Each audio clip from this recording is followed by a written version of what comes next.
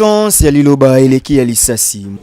Opesi ngai opportunité ya koleka sur votre chaîne na pamboli mutu nyonso oyo azolanda biso baza na poto, baza na Congo, baza na mokili mobimba oyo nyonso akotombe sur notre vidéo na pambeli yo au nom du Seigneur Jésus-Christ. Kime ya Nzambe ezala na yo oyo nyonso ebandaki kobonga te ebonga. Amen. Nzambe oyo tozosambela aza Nzambe réel, aza Nzambe ya histoire te, parce que mwana Nzambe nde akoyeba Nzambe. C'est de même que ngulu akobota ntaba te, Nzambe akobota kaka Nzambe. Si oza mwana Nzambe soko ozoyoka musala Nzambe azoloba okokritike te, okoloba amen, parce que mwana nyonso ya Nzambe alobaka amen à la parole de Dieu. Alors pour répondre na question na yo, comme toza bana Nzambe eza na mutu ya makasi ya koyeba nano fondement ya makambo nyonso. Biso lokola ba politicien ba autorité ya mboka baza na socle batambolaka nango, fondation batambolaka nango eza constitution ya mboka. Okomona député naza député il fallait ayeba mboka mibeko ya mboka, constitution elobi nini pona likambo boy, constitution elobi nini pona likambo boy. C'est de même que biso bana Nzambe tozana ya biso constitution c'est la Bible. OK. Yangonde avant tobanda makambo nyonso totanga ta boye kopesa biso makasi yake toza bana Nzambe. Alors tokokende na Actes des Apôtres chapitre 19. Actes des Apôtres chapitre 19. Ngai na lobakango Actes du Saint-Esprit dans les Apôtres chapitre 19 tobandi na verset 2. Avez-vous reçu le Saint-Esprit quand vous avez crié? Ils lui répondirent, nous n'avons même pas entendu dire qu'il y ait un Saint-Esprit. Il dit, de quel baptême avez-vous donc été baptisés? Ils répondirent, du baptême de Jean. Alors Paul dit, Jean baptisé du baptême de repentance, disant aux gens, au peuple de croire en celui qui venait après lui, c'est-à-dire en Jésus. Sur ces paroles, ils furent baptisés au nom du Seigneur Jésus-Christ. Lorsque Paul leur y imposait les mains, le Saint-Esprit vint sur eux, ils parlèrent en langue et prophétisaient. Seigneur Jésus, totangi le lobanayo, oyo muketo koloba, Yesu ozala likolo nango. Pambola moko na moko nyonso o akoyoka biso au nom de Jésus-Christ. Amen. OK. Mais pasteur bato ba comprendre te ke babi ndeni batuni makambo mboka a continue makambo otanga ba Saint-Esprit. C'est ça. La Bible dit c'est poussé par le Saint-Esprit que les hommes ont parlé de la part de Dieu. O nyonso zana mukil. Nzambe na kelango oza pour nanga ende wana. Ata yo Nzambe nda akeliyo, ata diable Nzambe nda akeliyo, ata démon ya oyo tobenga ka représentant ya démon sur la terre Nzambe nda akelaye. Alors tout avant de faire n'importe quoi, il fallait koyeba ke Nzambe nda azali likolo ya nyonso, Nzambe nda mokonzi ya nyonso. Alors toko kotika Nzambe te, parce que c'est à partir de ces versets que nous pouvons voir quelque chose de bon. Pour moi, il fallait que le Saint-Esprit puisse être là. Si le Saint-Esprit, parce que le Saint-Esprit, c'est Dieu lui-même, sous forme de l'Esprit dans l'homme. Alors, si le Saint-Esprit est dans l'homme, c'est Dieu qui est dans l'homme, qui est capable de révéler tous les secrets cachés. Hein? C'est pourquoi Natangi. Aza capable de révéler les secrets d'élection, les secrets. Capable de révéler tout. Parce que Dieu voit tout. Pour votre information, moi, Nzambe azo diriger à la kisakaye les choses qui viennent, les choses passées et les choses qui se fait maintenant. Yango na pe ba ninga musu ba pesi déjà ba mambo egoya déjà. Oui. Ba musu ba lobiki candidat moko ozala na benga ngo siège roulade président musu ba lobiki élection go sala maté ba musu ba do ba prophétie. C'est une prophétie. On ne peut pas encore les juger faux ou vrai si l'état n'est pas encore accompli. Parce que c'est une prophétie à lobby éco-salema. À lobby te salema. À lobby te ezo salema sikoyo éco-salema. Tozela. Tant que éco-salema te, on ne va pas rejeter notre frère. Nous allons l'appeler selon la parole. On l'appelle, on impose les mains, on chasse l'esprit mauvais. C'est ça l'ordre biblique. C'est ça l'ordre biblique. Ce que le lobby prophétie na yo. Et salamité. Donc ce qu'il faut pas bien yo après. To imposer yo maboko, to chasser esprit mauvais wana. Prophète doso ba prophétie salamate. Donc c'est que bazar esprit il était poussé par un esprit du diable. Est-ce que 100% ba prophétie yo pour loba c'est salama déjà. Ce qui est salamité, ce qui la prophétie est salamité ou bien par exemple prophétie à que président tel akobim. Président wana abimité. C'est une fausse prophétie. Et ça ne s'est pas compris. Ça limité. Mais biso, pour mon cas, nous avons eu la prophétie. Dieu nous avait dit qu'il y aura une épidémie comparable au Covid-19 depuis le mois d'octobre. Mais nous avons vu cela se réaliser dans cette ville.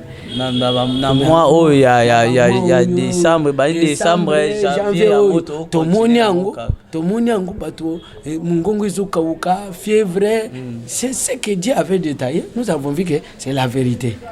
Alors pour revenir akoyebisa yo ke mboka na biso Congo ezalaki gouverné totalement par les diables depuis le temps à Mobutu, pour vous dire même depuis le temps de Kassavou, depuis Congo et Congo. Donc tous à la carte dirigée dans le diable. Mais c'est la puissance du diable. Selon la Bible, tout pouvoir ne vient pas de Dieu pour les nations. Le pouvoir yaba mboka nyonso, c'est le diable qui les donne parce qu'il avait dit à Jésus, adore-moi, je vais te donner tous les pouvoirs de la terre.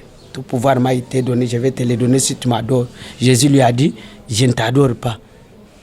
Jésus n'avait pas adoré les diables. Alors tous les pouvoirs ici, les diables, pour que tu accèdes au pouvoir, on va vous donner par les diables. Alors qu'est-ce qui est arrivé? Quel est le problème au Congo? Le problème au Congo, c'est quand Félix Tshisekedi est arrivé au pouvoir, comme il était chrétien, il avait la puissance de Dieu en lui. Le Saint-Esprit était en lui. Alors quand il est arrivé au pouvoir, la chose qu'il ne s'est jamais fait au monde, il a dédié le pays à Dieu. Il a demandé pardon pour Mobutu, pour Kasavubu, pour Kabila, tous les présidents qui ont passé au Congo. Tshisekedi a sengeli bango pardon et pas Nzambe. L'histoire qui ne s'est jamais fait au Congo, même dans le monde. Naba malheur oyo nyonso tozomona kasi. Écoutez, là c'est nazokinde. Yo zo pressé pour nani na. Nalobika ke o tozomona sikoyo. Bozomona nini? Nini bozomona? Zela na yebisa yo. Tangu Tshisekedi a dédié mboke pa Nzambe. C'est comme la Bible dit, quand on chasse un esprit mauvais, il va chercher cet autre plus méchant que lui.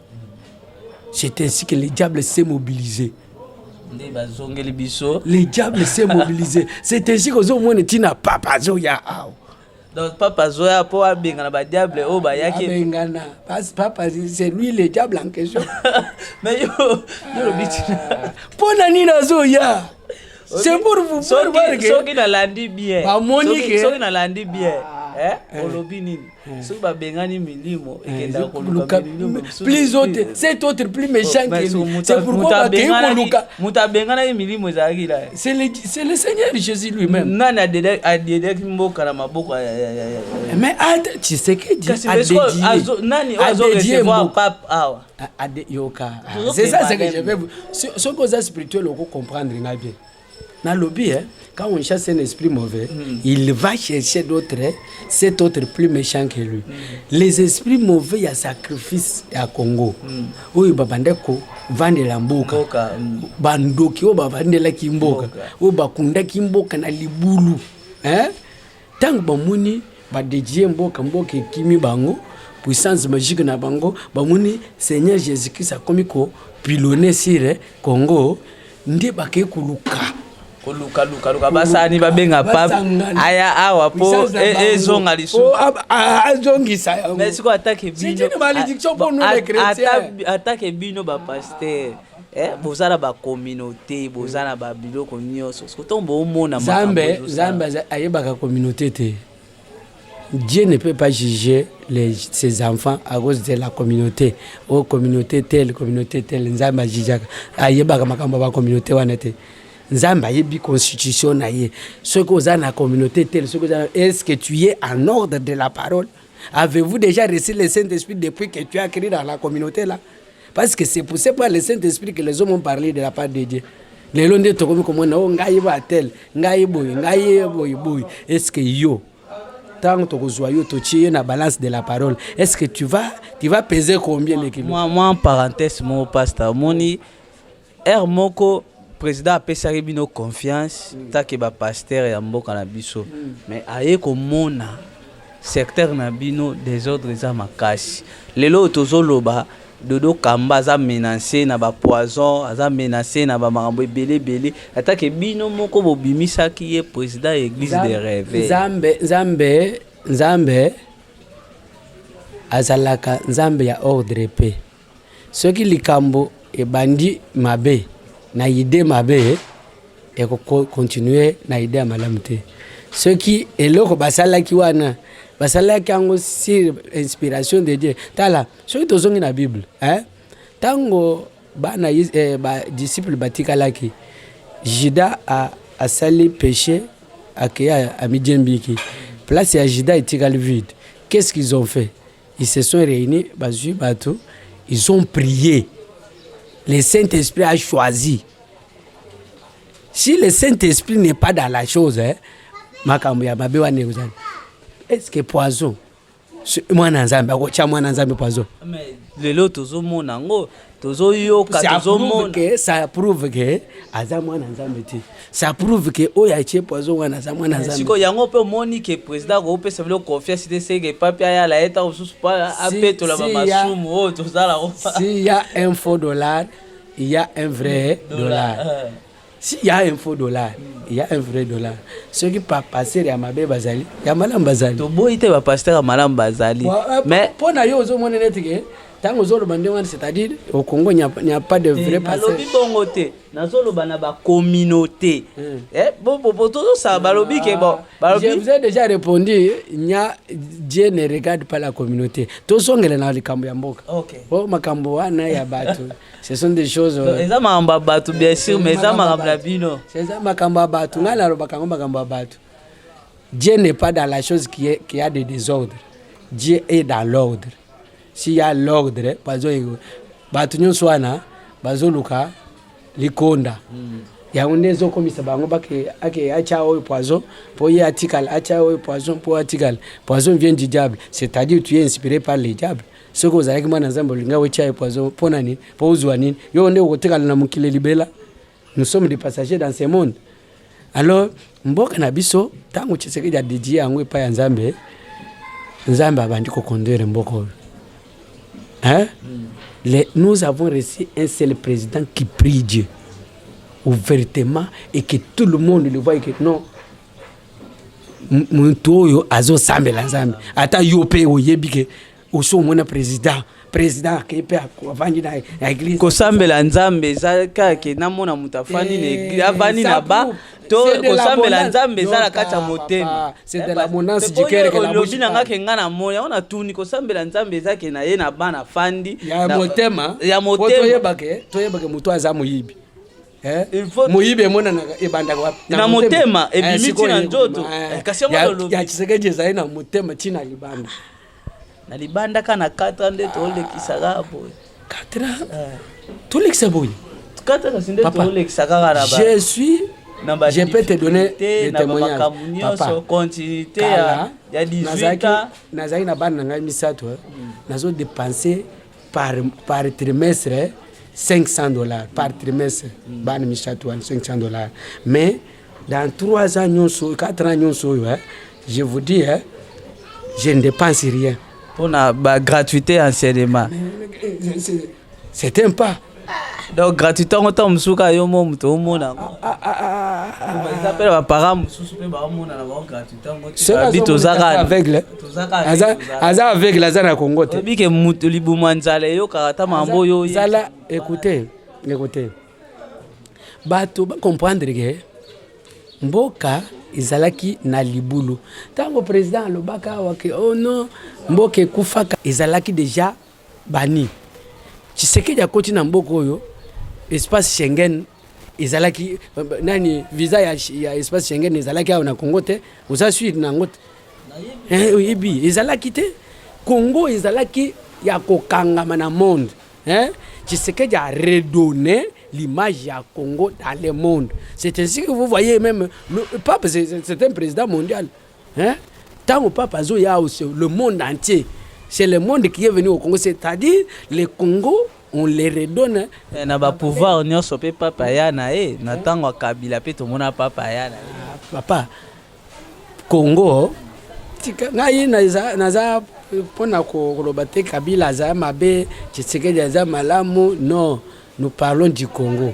Kabila a passé, Tshisekedi va aussi passer. Mais le problème est du Congo. Parce que nous sommes les leaders de l'opinion. Nous devons enseigner aux gens. Il fallait qu'on aille na bolingo ya Congo. Nous avons beaucoup de problèmes dans des églises aujourd'hui. Parce que premièrement, que Moutouaza na église, azo critiquer pasteur na ye. Beaucoup moins de ya église ndeni. Azo zo image ya pasteur na ye a publié yango mutakala. À ça l'image ya faut publier au moins bolamu ya église ngondeli c'est de même Congo moni un Congolais a tellement lobi to te kambo. Est-ce que tu as c'est comme dans la Bible so aolo babongo tam so moni passé non yo au moni passé le corps bana Israël baboya mboka na bango yo so mona passé le corps bana Israël baboya mboka na bango dans tout dans ce monde aucun pays que même aux États-Unis qui m'y est même partout beaucoup de gens ont des difficultés. Nous prions Dieu pour ce que et le nous les chrétiens la Bible dit contentez-vous de ce que vous avez biso tolinga ko se contenter ne oyo tozana ngote tala bana Israël tango bazaki pena esclavagisme na Égypte babanda kolinga mboka na bango bavandaki balobi un jour nous irons dans notre pays mais nous sommes au Congo c'est notre pays omoni mutu un Congolais azokende ko coopérer na ba Rwandais po baye ko buma biso et il est peut-être aza na église aza diacre peut-être aza na église aza tel aza mutu tel aza na église na charge. Tout ça c'est quoi parce que tolinga kamboka na bisote. La seule chose que je vais vous dire pour tout le monde bolamu ya Congo, il fallait tolinga na Congo. Ce que tolingi Congo te to monde bolamu ya Congo te. C'est ça ce que je peux vous dire. Pasteur namoni tozo cité déjà to komi na suka par rapport que likolo ezo menacer biso pour na émission ya lelo na yebi que to continuer bato bazali belé ya Rolanda biso ya nyonso ya makamno o toloba. Na lingi o sa la biso moi babenga ngoni moi nini mo bref mo boy par rapport ya message ya mboka na biso nde na to bandai ni bandeli ko yebisa batu ke lelo oyo ndenge nini boso moni la mboka na biso eza malamu mboka na biso ezokinde malamu eloko nako yebisa ba Congolais ne perdez pas l'espoir c'est le Congo qui va gagner nazana ebele ya ko loba mais nako linga ke ta ye makambo ebele eloko nako yebisa bandeko bakotale biso bozal na patience nous avons beaucoup de choses à dire que Dieu a mis à notre cœur les lundis nous allons continuer les lokola mbula et des autres déranger biso lundi nous allons continuer abenga kangai passer Oscar Timanga nous avons la vision pour le Congo Dieu nous utilise ce que vous avez besoin na biso benga biso na 049 41 367 c'est notre numéro WhatsApp. Soko Bengi Biso, nous allons donner beaucoup de détails. Les lundis, nous allons continuer. Que Dieu vous bénisse. Na ebite sou moi ba mbota mi balé mi satu ba bazali. Na pesi ba Congolais nyonso mbote. Au nom du Seigneur Jésus-Christ. Merci mingi tozala ki ebele ya kolanda émission na biso rien que la vérité. Oyo ekamba mi na nga moko Nexus Moba. To pesi bino mbote place bozali. Boza la branché ya kolanda ka émission na biso air nyonso rien que la vérité to yambaka ba pasteur te to yambaka ba politicien to yambaka ba nganga to yambaka ba ndoki to yambaka ba marabout to yambaka donc mutu nyonso to yambaka oke amoni azana capacité ya koloba oyo motema na ye eza nango posa obengi biso na numéro eza wana tokoyamba yo na bosani te na opesa mbote mingi na cameraman na biso o asali ke lelo bomo na biso Aristote aza na sima caméra na pesi bato so mbote o ba otala biso tokutani na mikolo ezali koya bye.